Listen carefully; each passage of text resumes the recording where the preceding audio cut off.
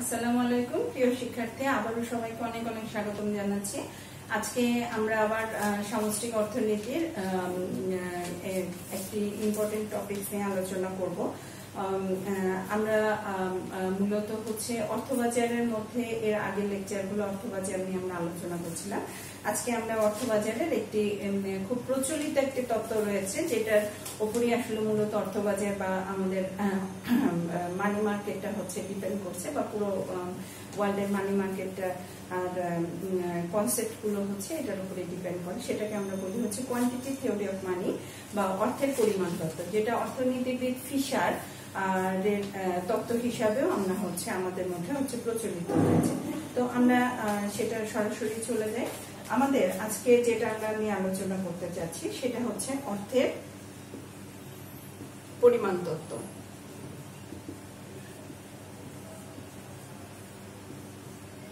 Quantity theory of money. Quantity theory of মানি এইটা আসলে আমরা বলতে কি বোঝাই, বা এখানে এই তত্ত্বের মাধ্যমে এখানে কি ব্যাখ্যা করা যায়। আমরা আগে একটু কোয়ান্টিটি থিওরি অফ মানির মানে আমাদের এই তত্ত্বটির আগে আমরা একটু যদি হচ্ছে অর্থ কাকে বলে, অর্থের কার্যকারিতা কি, এগুলো সম্পর্কে আমরা কম বেশি সবাই জানি। তো অর্থের পরিমাণের ক্ষেত্রে আমরা যেটা বলি, আমরা অর্থের মূল্য এর আগে আমরা হচ্ছে আলোচনা করেছিলাম, আশা করি সকলে মনে আছে। অর্থের মূল্যের সাথে আমাদের প্রাইসের একটি সম্পর্ক রয়েছে। আমরা জানি যে অর্থের মূল্য যদি হচ্ছে আমার প্রাইস লেভেল যদি বেড়ে যায় তখন অর্থের মূল্য হচ্ছে কমে যাবে, এবং প্রাইস লেভেল যদি কমে যায় অর্থের মূল্যটা হচ্ছে বেড়ে যাবে। অর্থাৎ প্রাইসের সাথে বা প্রচলিত বাজারের দাম স্তরের সাথে অর্থের মূল্যের হচ্ছে একটি বিপরীতমুখী সম্পর্ক বিরাজ করে, এটা আমরা জানি। তো আমরা মূলত এই তত্ত্বের মধ্যে যেটা আলোচনা করতে চাই সেটা হচ্ছে যে এই যে দাম স্তরের সাথে অর্থের দাম স্তরের উপর নির্ভর করে কিভাবে আমরা অর্থের পরিমাপ করতে পারি, অথবা দাম স্তরের সাথে তুলনামূলকভাবে অর্থের কিভাবে সম্পর্ক হয়ে থাকে, বা অর্থের মূল্যকে কিভাবে নির্ধারণে সহায়তা করে, আমরা এই তত্ত্বের মাধ্যমে মূলত সেটি ব্যাখ্যা করার চেষ্টা করব। তো এখানে আরেকটি জিনিস আমরা বলি যে অর্থের মূল্য এবং অর্থের পরিমাণ তত্ত্বের সাথে আমরা তো বললাম যে অর্থের মূল্য এবং অর্থের পরিমাণ তত্ত্বে পরিমাণের ক্ষেত্রে দুইটার মধ্যে সম্পর্ক হচ্ছে বিপরীতমুখী। মূলত এই তত্ত্বের ক্ষেত্রে আমরা কয়েকটি শর্ত হচ্ছে ধরে থাকি, বা অর্থনীতিবিদ ফিশার হচ্ছে কয়েকটি শর্ত এখানে উল্লেখ করেছেন। আমরা একটু কন্ডিশন গুলো লিখি। কন্ডিশনস হচ্ছে 1, আমার হচ্ছে বিনিময় মাধ্যম স্থির থাকে। তারপরে যেটা বলা হচ্ছে সেটা হচ্ছে অর্থের প্রচলন গতি স্থির থাকে।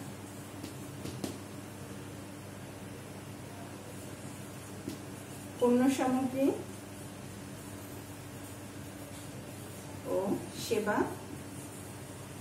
উৎপাদন স্থির। মূলত এই তিনটি শর্তকে আমরা হচ্ছে ফিক্সড ধরে রাখি, যে বিনিময় মাধ্যমটি, অর্থের যে বিনিময় মাধ্যমটি সেটি স্থির থাকবে, অর্থের প্রচলন গতি হচ্ছে স্থির থাকবে, এবং পণ্য সামগ্রী ও সেবার উৎপাদনের যে মাত্রাটা ছিল সেটি হচ্ছে স্থির থাকে।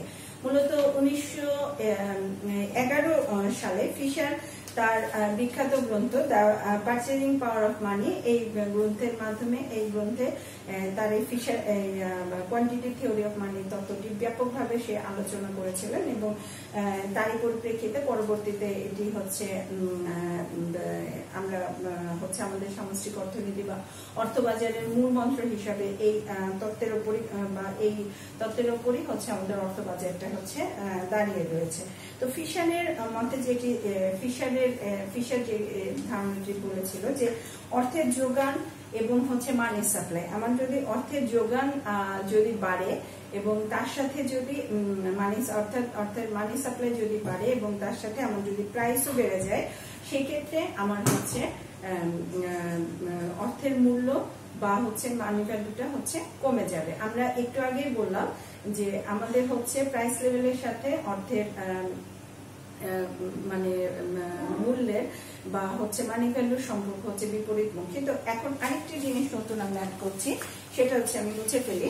সেটি হচ্ছে যদি আমার মানি সাপ্লাই বাড়ে অর্থাৎ অর্থের যোগান বাড়ে, আমরা মানি সাপ্লাইকে এম দ্বারা এখানে ব্যাখ্যা করার চেষ্টা করছি। মানি সাপ্লাই যদি বাড়ে সেক্ষেত্রে আমার প্রাইস লেভেল বাড়বে, সেক্ষেত্রে আমার হচ্ছে অর্থের যোগানটা সেক্ষেত্রে আমার হচ্ছে অর্থের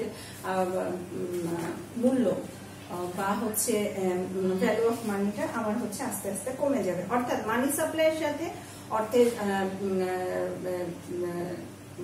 মূল্যের একটা বিপরীতমুখী সম্পর্ক হচ্ছে বিরাজ করে। তো ফিশার এই কনসেপ্ট থেকে অর্থবাজারের ভারসাম্য জায়গা থেকে উনি হচ্ছে তার ব্যাখ্যাটা হচ্ছে আরো বেশি বিস্তারিত ভাবে আলোচনা করার চেষ্টা করেছিল। তো আমরা হচ্ছে অর্থবাজারের ভারসাম্য কথাটা বলতে আসলে এখানে কি বোঝাতে চাচ্ছি সেখানে একটু বলি যে অর্থবাজারের ভারসাম্য হচ্ছে, আমরা নর্মালি কোনো বাজারের ভারসাম্য মানে বুঝি হচ্ছে চাহিদা এবং যোগান পরস্পর সমান হবে। তো এখানে অর্থবাজারের ভারসাম্য মানে বোঝাচ্ছে যে অর্থের চাহিদা এবং অর্থের যোগান পরস্পর যেখানে সমান হবে সেখানে হচ্ছে অর্থের বাজারের ভারসাম্য তৈরি হবে। তো ফিশার হচ্ছে একটা সমীকরণ দ্বারা ব্যাখ্যা করেছিল এমভি সমান হচ্ছে পিটি। এম হচ্ছে আমার অর্থের, এখানে এম হচ্ছে আমার অর্থের যোগান, ভি হচ্ছে অর্থের প্রচলন গতি। আমি এখানে একটু লিখি, এম হচ্ছে অর্থের যোগান, ভি হচ্ছে অর্থের প্রচলন গতি, পি হচ্ছে দামি স্তর, টি হচ্ছে আমার হচ্ছে লেনদেনকৃত পণ্য সামগ্রী, লেনদেনকৃত পণ্য ও সেবার পরিমাণ। অর্থাৎ এখানে যেটা আমরা বোঝাতে চাচ্ছি সেটি হচ্ছে এই নির্দিষ্ট পরিমাণ অর্থের যোগান দিয়ে এখানে এমভি যে অংশটি রয়েছে এটাকে হচ্ছে ফিশার অর্থের যোগান হিসাবে ব্যাখ্যা করেছেন এবং পিটি এই অংশটিকে অর্থের চাহিদা হিসাবে ব্যাখ্যা করেছেন। এমভি যেটা বোঝাতে চাচ্ছে যে এই নির্দিষ্ট পরিমাণ অর্থের দ্বারা দেশের সকল জনগণ এই নির্দিষ্ট পরিমাণ পণ্য সামগ্রী ক্রয় করতে পারবে এবং যেখানে এই চাহিদা এবং যোগান পরস্পর সমান হবে সেখানে অর্থবাজারের ভারসাম্য তৈরি হবে। অর্থাৎ অর্থবাজারের ভারসাম্যের জন্য তিনি এমভি সমান পিটি এই সমীকরণটি হচ্ছে সমান সমান বা সমীকরণের মাধ্যমে অর্থবাজারের ভারসাম্যকে মূল্যায়ন করেছে। আমরা পরবর্তীতে এই ভারসাম্য অবস্থা থেকে আমরা যদি ব্যাখ্যা করি তাহলে আমরা যেটা লিখতে পারি সেটি হচ্ছে, আমরা যদি পি সমান সমান মানে পিটাকে যদি আলাদা করি তাহলে এম পি বাই হচ্ছে টি, এটাও আমরা অর্থবাজারের ভারসাম্য থেকে আমরা ব্যাখ্যা করতে পারি। অর্থাৎ এখানে হচ্ছে আমরা তো সমীকরণটি স্বাভাবিকভাবে পিটাকে আমরা আলাদা করে নিয়েছি, টিটা এদিকে চলে এসছে এবং এমভিটা নিচে চলে গিয়েছে, এটা আমরা সবাই কম বেশি বুঝি। তো আমরা এখানে যেটা বোঝাতে চাচ্ছি যে এই যে নির্দিষ্ট পরিমাণ প্রাইস বা দামি স্তর, এই দামি স্তরটি অর্থবাজারের ভারসাম্যের মাধ্যমে দামি স্তরটি নির্ধারিত হচ্ছে, যেটার মাধ্যমে আমরা পণ্য সামগ্রী ক্রয় করতে পারবো। তো এই সমীকরণে আমরা আরেকটা জিনিস বলা হয় যে এখানে যদি ভি এবং টি যদি স্থির থাকে বা অপরিবর্তিত থাকে তাহলে পি এবং এম সমহারে হচ্ছে পরিবর্তন হবে। অর্থাৎ এম যদি আমার বাড়ে পিও হচ্ছে একই হারে বাড়বে এবং এম যদি কমে পিও হচ্ছে একই হারে কমবে। অর্থাৎ আমার যদি মানি সাপ্লাই বাড়ে তাহলে আমার দামি স্তর বা আমাদের প্রাইস লেভেলটাও আস্তে আস্তে বেড়ে যাবে। আবার মানি সাপ্লাই যদি কমে যায় দামি স্তরটি আস্তে আস্তে কমে যাবে। সেটা কখন সম্ভব? যখন আমার ভি এবং আমার যখন টিটা হচ্ছে স্থির থাকবে। কিন্তু কোনো কারণে যদি আমার ভি বা টি যদি অপরিবর্তিত না থাকে তখন কিন্তু আমাদের এই সমীকরণটি দ্বারা আমরা ব্যাখ্যা করতে পারবো না। এটি হচ্ছে আমাদের এই ফিশারের সমীকরণ বা অর্থের পরিমাণ তত্ত্বের সমীকরণের হচ্ছে সীমাবদ্ধতা। তো আমরা আবার আগের জায়গায় চলে যাই যে আমরা এখন বলছি যে P equal to MV by হচ্ছে টি, যেখানে বলা হচ্ছে ভি এবং টি যদি স্থির বা অপরিবর্তিত থাকে তাহলে এম এর পরিবর্তনের সাপেক্ষে আমার দামি স্তর বা পিটা হচ্ছে পরিবর্তিত হয়ে থাকে। তো এই ছিল মূলত ফিশারের হচ্ছে পরিমাণ তত্ত্ব বা অর্থের পরিমাণ তত্ত্ব। তো পরবর্তীকালে যখন হচ্ছে আমরা জনগণরা মানে ব্যাংকিং খাতের সাথে পরিচিত হয়, অর্থাৎ আধুনিক অর্থনীতিবিদরা এর সমীকরণের উপর বেস করে আরেকটু এটাকে বিস্তারিতভাবে আলোচনা করার চেষ্টা করেছে। সেটাকে আমরা একটু লিখি যে আমরা যেটা বলতে চাচ্ছি যে আমরা এই যে আধুনিক অর্থনীতি যদি আমরা দেখি, আমরা জনগণরা অনেকাংশে আমাদের আর্থিক প্রতিষ্ঠান বা ব্যাংকিং প্রতিষ্ঠানের সাথে সম্পৃক্ত। আমরা হচ্ছে সেখানে অর্থ জমা রাখি বা আমাদের অনেক ধরনের লেনদেন ওই ব্যাংকিং প্রতিষ্ঠান বা আর্থিক প্রতিষ্ঠানের মাধ্যমে সম্পাদিত হয়। অর্থাৎ আমাদের অর্থবাজারের যে যোগান শুধুমাত্র আমার হচ্ছে এম এর উপর নির্ভর করে না, এটার সাথে আমাদের ব্যাংকিং খাতে যে হচ্ছে অর্থ জমা থাকে বা সঞ্চয় থাকে সেটা অনেকাংশে নির্ভর করে। সেটাকে আমরা হচ্ছে একটু আলাদাভাবে ট্রিট করি। এমভি সমান হচ্ছে এম প্রাইম এন্ড হচ্ছে বি প্রাইম, যেটাকে আমরা অর্থবাজারের যোগান বা অর্থের যোগান হিসাবে ট্রিট করছি, সেটা ইকুয়াল হচ্ছে পিটি সমান অর্থাৎ অর্থের যোগান আর হচ্ছে ব্যাংকিং খাতে বা আর্থিক প্রতিষ্ঠানের অর্থের যোগান আর ইকুয়াল টু হচ্ছে আমার মোট হচ্ছে অর্থের চাহিদা। তাহলে আমরা এখান থেকে যদি প্রাইস লেভেলটা বের করি তাহলে যেটা আমরা পাবো এমভি প্লাস হচ্ছে M prime V prime by হচ্ছে টি।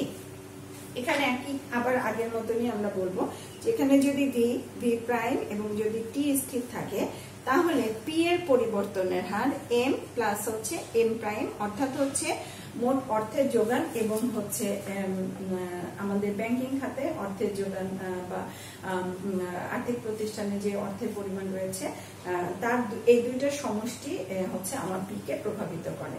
তো এইভাবে হচ্ছে ফিশারের তত্ত্বটি যুগ যুগ ধরে সেই 1911 সাল থেকে আমাদের অর্থনীতির মধ্যে বিরাজমান রয়েছে এবং বর্তমানে যত নতুন নতুন তত্ত্ব আসছে সবই হচ্ছে ফিশারের এই তত্ত্বের উপর বেস করেই হচ্ছে আমরা হচ্ছে তত্ত্বগুলো হচ্ছে প্রতিষ্ঠিত হচ্ছে। তো এই ছিল আমাদের অ্যাকচুয়ালি ফিশারের তত্ত্ব। তো আমরা আবার ফিশারের যে আগের ইয়েটা ছিল সমীকরণটি ছিল আমরা সরাসরি সেটার মধ্যে একটু চলে যাই। সেখানে আমরা বলছিলাম যে এমভি সমান হচ্ছে পিটি, যেটা আমরা বললাম এমভি সমান সমান পিটি, অর্থাৎ হচ্ছে পি সমান সমান এমভি বাই হচ্ছে টি। এখন আমরা এটাকে যদি সমীকরণের মাধ্যমে একটু ব্যাখ্যা করি তাহলে আমরা গ্রাফিক্যালি ইন্টারপ্রিটেশন করলে ভূমি অক্ষে আমরা যদি হচ্ছে মানি সাপ্লাই দিই, লম্ব অক্ষে প্রাইস দিই, তাহলে আমরা দেখছি এই যে পি এবং টি এর পরিবর্তনের হারটা 45 ডিগ্রি লাইনের উপর দিয়ে প্রতিষ্ঠিত হবে। অর্থাৎ এখানে পি এর মান যদি আমি প্রথমে ধরলাম প্রাইস P1 মানি সাপ্লাই M1, প্রাইস P2 মানি সাপ্লাই M2, অর্থাৎ হচ্ছে আমার যে পরিমাণ মানি সাপ্লাই পরিবর্তিত হচ্ছে প্রাইসও সমপরিমাণ হচ্ছে পরিবর্তিত হচ্ছে। এই জন্য এই ক্ষেত্রে আমরা হচ্ছে মানি সাপ্লাই এবং প্রাইসের মধ্যে যদি সম্পর্ক স্থাপন করি, একই তো তাদের মধ্যে ধনাত্মক সম্পর্ক বা পজিটিভ রিলেশন এবং তাদের মধ্যে রিলেশনটা হচ্ছে সমানুপাতিক, তার জন্য তাদের অবস্থানটা 45 ডিগ্রি লাইনের উপর বা পরিবর্তনের হারটা 45 ডিগ্রি লাইনের উপর দিয়ে যাবে আর কি। এখন এইটা থেকে আমরা যদি সরাসরি মানি সাপ্লাই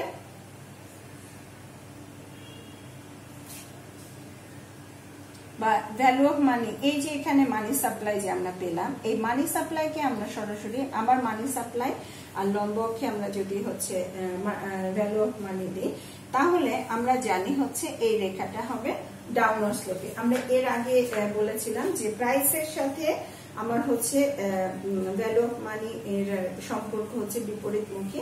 ঠিক সেভাবেই হচ্ছে আমরা যখন মানি সাপ্লাইয়ের সাথে এটাকে রিপ্রেজেন্ট করব, অর্থাৎ ভ্যালু অফ মানিকে যখন মানি সাপ্লাইয়ের সাথে তুলনা করব তখন রেখাটা আবার হচ্ছে নিম্নগামী হবে। এবং সেক্ষেত্রে আমরা যেটা দেখতে পাচ্ছি মানি সাপ্লাই M1 হলে আমার মানি ভ্যালু অফ মানি হচ্ছে M1 VM1 এবং মানি সাপ্লাই বেড়ে গেল MV2 এবং আমার হচ্ছে মানি ভ্যালুটা হচ্ছে কমে যাচ্ছে। এই ক্ষেত্রে তাদের মধ্যে সম্পর্কটা নেগেটিভ, অর্থাৎ মানি সাপ্লাই বাড়লে আমার হচ্ছে অর্থের পরিমাণটা হচ্ছে অর্থের মূল্যটা হচ্ছে কমে যাবে, তার জন্য তাদের মধ্যে একটি বিপরীতমুখী সম্পর্ক বিরাজ করে। সেই ক্ষেত্রে রেখাটি আমার হচ্ছে ডাউনওয়ার্ড স্লোপি হবে। এক্ষেত্রে আমরা আরেকটু সুন্দর করে যদি লিখি তাহলে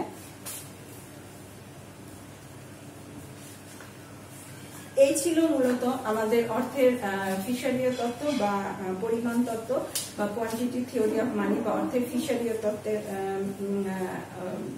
তত্ত্ব। বিভিন্ন ভাবে এটাকে হচ্ছে বলা হয়, কিন্তু একই জিনিস, কখনো ফিশারীয় তত্ত্ব, কখনো পরিমাণ তত্ত্ব। এই জিনিসগুলো হচ্ছে শিক্ষার্থীদের একটু মাথায় রাখতে হবে। আমরা এখানে এখন একটু সীমাবদ্ধতা নিয়ে কথা বলবো। তো তার আগে আরেকবার বলে নিই, আমরা যে কোনো তত্ত্বের ক্ষেত্রে কিছু জিনিস আমাদের মেনটেন করতে হয়, কিছু ধাপে ধাপে আমাদের স্তরগুলো লিখতে হয়। প্রথমত আমরা হচ্ছে শর্ত লিখি বা কন্ডিশন দিই যে কোন কোন শর্তের উপর এই তত্ত্বগুলো হচ্ছে প্রতিষ্ঠিত হবে বা কোন কোন শর্তগুলোর সাপেক্ষে আমাদের তত্ত্বটা প্রতিষ্ঠিত হবে, সেগুলোকে আমরা শর্ত বা কন্ডিশন বলি। তারপরে হচ্ছে তত্ত্বের মূল বক্তব্য এবং তারপরে হচ্ছে তত্ত্বের ব্যাখ্যা। এবং অর্থনীতির মধ্যে আমরা অর্থনীতির শিক্ষার্থীদের ক্ষেত্রে একটি কথা বলবো যে আমরা অধিকাংশ সময় আমাদের গ্রাফিক্যাল ইন্টারপ্রিটেশন বা ছকের মাধ্যমে আমাদের ব্যাখ্যাগুলো মূলত হচ্ছে বেশি প্রায়োরিটি পায়। তো এই জিনিসগুলো তোমাদেরকে হচ্ছে খুব ক্লিয়ার কনসেপ্ট রাখতে হবে এবং ভালো করে বুঝতে হবে।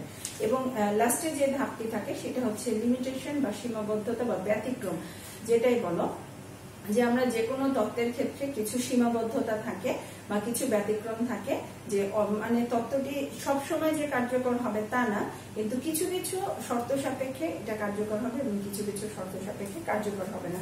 যেমন আমরা হচ্ছে যদি শর্তগুলোর কথা একবার একটু মনে করি, যে আমাদের ওখানে ছিল যে অর্থ ছিল বিনিময়ের একমাত্র মাধ্যম, কিন্তু আমরা এখন দেখি যে অর্থ বিনিময়ের মাধ্যম ছাড়াও এটা অন্যান্য মাধ্যম হিসাবে এটা কাজ করে। তো এই ক্ষেত্রে যদি বিনিময় ছাড়া অন্যান্য মাধ্যমে আমরা কাজ করি তখন কিন্তু এই তত্ত্বটি কার্যকর নাও হতে পারে। তারপরে অন্যান্য অবস্থায় স্থির থাকা, যেটা আমরা বলেছিলাম যে এই সমীকরণ মাধ্যমে যদি আমরা বলি ভি এবং টি যদি স্থির থাকে তখনই হচ্ছে পি আর এম এর মধ্যে সম্পর্ক হচ্ছে সমানুপাতিক হবে। এখন কোনো কারণে ভি বা টি যদি হচ্ছে